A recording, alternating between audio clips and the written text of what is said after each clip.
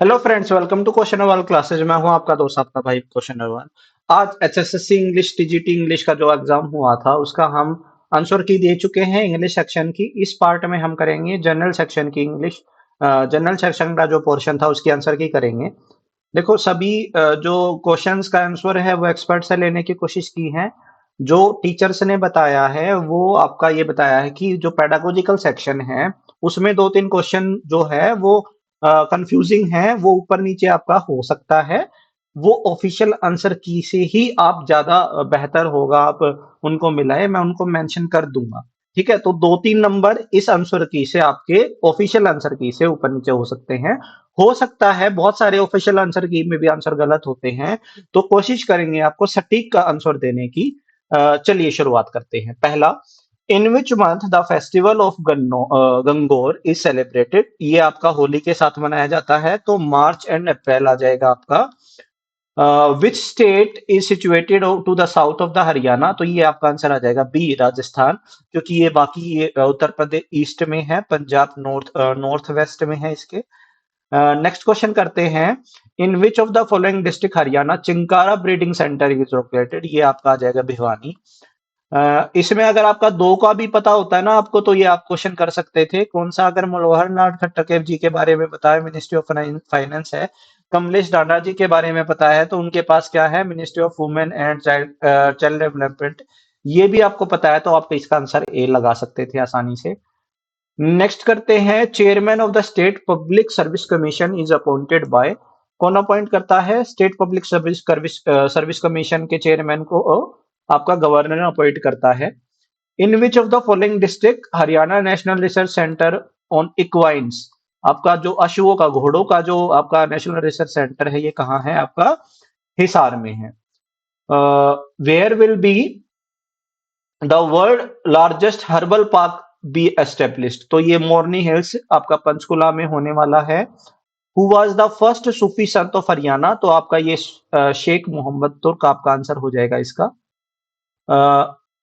Ninth question देखते हैं। In Haryana which department has launch the integrated health information platform portal, तो integrated health information platform है तो health department से ही ये रिलेटेड होगा।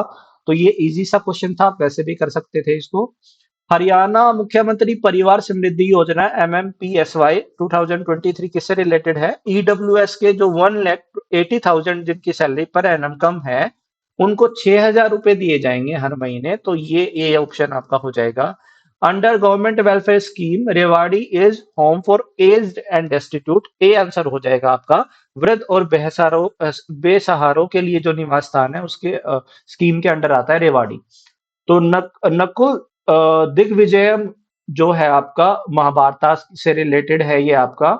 उसके डिस्क्रिप्शन में किस शहर का नाम लिया गया है? रोहतक का नाम लिया गया है, डी इसका आंसर हो जाएगा आपका। नेक्स्ट आपका, in which of the following years was Kurukshetra university established? It was established in 1956, A is the correct answer. Which is the second largest site of Harappan civilisation after Mohenjodaro? तो this is Rakhigarhi is the second largest site. Punishment related to accident laid down under section 187, बहुत ही easy था आपका, NCERT में दिया गया है ये। Next question करते हैं। List of types of document used in RTO we shall, देखो भाई मैरिटल सर्टिफिकेट, पासपोर्ट, ऐसे ऐसे ऑप्शंस दे रखे हैं, आसानी से आप लगा सकते थे, इजी क्वेश्चन था। नेक्स्ट बात करते हैं फुल फॉर्म ऑफ एलएमवी, बहुत इजी क्वेश्चन था, A is the correct answer, light motor vehicle. Road safety involves the design of the roads highway, बिल्कुल ठीक है। Laws pertaining to the traffic and vehicles, बिल्कुल ठीक है। System of traffic safety and control, बिल्कुल ठीक है। तो ऑल ऑफ द अबव आ जाएगा। 19 क्वेश्चन बच्चों वाला क्वेश्चन था, मेरी बेटी ने भी कर दिया है, मैंने पूछा था उससे। Pedestrian should always cross the road using zebra crossing, तो भाई जो पैदल यात्री है वो किससे जाएंगे रोड पार करने के लिए? वो जेब्रा क्रॉसिंग से जाएंगे। 20th question, in order to improve the learning of children admitted in appropriate age classes and bring them to level to their classmate, there is a provision of special training। RT का question है ये, special training आएगा इसमें। बहुत ही easy question था, मैंने बोला था कि एनईपी की इंट्रोडक्टरी का अगर पेज आप पढ़ के चले जाएंगे तो उसी से आपके सारे क्वेश्चन कवर हो जाएंगे। और मेरे भाई उसी से सारे क्वेश्चन आए हैं। जो early childhood care and education, ये मैं बना नहीं पाया, इसके लिए आपको आपको मतलब मेरे भाई क्षमा प्रार्थी हूँ। मैं पीपीटी तो मैंने बना ली थी, लेकिन मैं ना भाई इसकी क्लास प्रोवाइड नहीं कर पाया, नहीं तो उसी क्लास से ये सारे क्वेश्चन आ जाते। आरटी के जितने भी क्वेश्चन है ना, मैंने एक क्लास बनाई थी छोटी सी 20 मिनट की, उसी से सारे क्वेश्चन आए हुए हैं, आप जाके क्लास चेक कर लेना आपकी। तो ईसी जो है ना आपका, जो 5+3 3 प्लस 4, ये आपका जो 12th का हो गया है ना, इसके ऊपर बेस्ड है। तो 5 साल जो है ना early childhood care and education को दिया है, तो बच्चे को 3 साल से ले लेंगे और 8 साल तक अपने पास रखेंगे, तो डी आपका ऑप्शन हो जाएगा। हमारा स्कूल भी इसमें पीएम श्री स्कूल में आ गया है, तो उसमें बच्चे को 3 साल का प्री एजुकेशन देने के लिए 3 से 8 साल के बीच में रखा जाएगा। स्कूल मैनेजमेंट कमेटी में जो पेरेंट्स का जो कितने परसेंट होना चाहिए, 75% होना चाहिए। ये क्वेश्चन मैंने पढ़ाया था आरटी वाली क्लास में, बहुत एक पेज के ऊपर से 3 क्वेश्चन आए हुए हैं, 3 कॉलम थे, 3 क्वेश्चन आए हुए हैं कि भाई number of working days in class 3 primary के लिए 200 होता है, और आपका 6 to 8 के लिए 220 होता है, तो 200 हो गया आपका, इसका आंसर सी आंसर हो जाएगा। ये डेफिनेशन आ गई, देखो मेरे पास डेफिनेशन तो कितने भी याद कर लो, ये तो आपको मोस्टली बच्चों को, अगर अच्छे से आपको साइकोलॉजी पढ़ी है तो ही आप ये क्वेश्चन कर पाओगे, नहीं तो सब जय माता दी करके आए होंगे। Teaching is a form of interpersonal influence aimed at changing the behaviour potential of another person. Anal gauge ने ये आपकी डेफिनेशन दी है। According to recommendation of NCR 2005, technology could be integrated with larger goal and processes of educational programs. A इसका correct answer होगा, ठीक है। Which is an example of formative assessment. देखो formative assessment क्या होता है, जब हम अपने करिकुलर के दौरान हम जब असेसमेंट करते हैं, तो ए फाइनल एग्जाम में भी नहीं होगा और standardize test administered by the state ये भी नहीं होगा। इसके दो ऑप्शन में डाउट होता है। Popup quiz given at the beginning of a class, ये बिल्कुल इसका करेक्ट आंसर है, इसका सी आंसर बिल्कुल भी नहीं होना चाहिए। लेकिन as per official answer B, क्या आंसर इसका मिलता है हम आगे जाके देखेंगे, लेकिन इसका आंसर बी होना चाहिए। क्लास की बिगिनिंग में जब हम क्विज कंडक्ट करवाते हैं, ये चैप्टर की शुरुआत का नहीं। देखो फॉर्मेटिव असेसमेंट क्लास के बारे में नहीं बात कर रहा है। फॉर्मेटिव असेसमेंट क्या होता है, करिकुलम के दौरान जब हम कोई टेस्ट देते हैं, तो क्लास की शुरुआत में वो चैप्टर बीच में चल रहा है नहीं चल रहा है, वो कोई इन्फॉर्मेशन नहीं है, तो ये पॉपअप क्विज जो हम ले रहे हैं ना, ये फॉर्मेटिव असेसमेंट बिल्कुल हो सकती है। 27 में आपका देखो इजी सा क्वेश्चन है ये, अभी अभी मैं थोड़ी देर पहले बताया था। अभी एनईपी में जो है, जो 10+2 को हटा करके 5+3+4 का जो स्ट्रक्चर है वो लागू कर दिया गया है।